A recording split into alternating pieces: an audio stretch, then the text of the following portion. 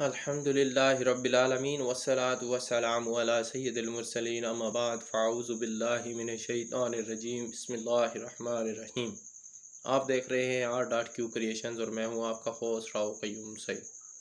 آج کا ہمارا ٹاپک آف ڈسکشن ہے فضائل سورہ فجر۔ یہ سورت دنیاوی آسانیوں اور آسائشوں کے لیے بہت مؤثر ہے۔ ایک قول کے مطابق یہ سورت مسلمانوں کی حوصلہ افزائی کے لیے نازل ہوئی اور یہ بات ذہن نشین کرائی گئی کہ مال کی فراوانی اور مال کی قلت اللہ تعالیٰ کی آزمائش کے دو رخ ہیں۔ اس لیے مال کی کثرت سے یہ سمجھ لینا کہ وہ اللہ تعالیٰ کا منظور نظر ہے، یا افلاس کی زندگی بسر کرنے والے کے متعلق یہ خیال کرنا کہ وہ خدا کی نظروں سے گرا ہوا ہے، کسی طرح بھی درست نہیں۔ یہ دونوں چیزیں انسان کی آزمائش کا ذریعہ ہیں۔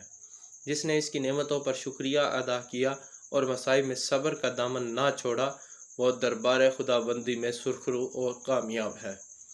ایک روایت ہے کہ جو شخص سورہ فجر کو ذی الحجہ کے پہلے 10 دنوں میں پڑھے گا اس کے تمام گناہ معاف کر دیے جائیں گے، اور اگر کوئی شخص اسے ذی الحجہ کا پورا مہینہ پڑھتا رہے تو اللہ تعالیٰ اسے قیامت کے دن خاص نور عطا فرمائے گا۔ جو شخص اس سورت کو فجر کی نماز کے بعد روزانہ تلاوت کرنے کا معمول بنا لیتا ہے، اللہ تعالیٰ اسے روحانی خوشی عطا فرماتا ہے۔ وہ دنیا کے غم اور تفکرات سے ہمیشہ بے غم رہتا ہے۔ رزق کی ترقی کے لیے اس مبارک سورت کا ختم پڑھنا نہایت مجرب ہے۔ ترکیب ختم کی یہ ہے کہ 7 روزے رکھے جائیں، ہر روز 7 مسکینوں اور 7 یتیموں کو کھانا کھلایا جائے، اور 141 مرتبہ روزانہ 7 روز تک اس سورت کو ایک جگہ ایک مجلس میں پڑھا جائے۔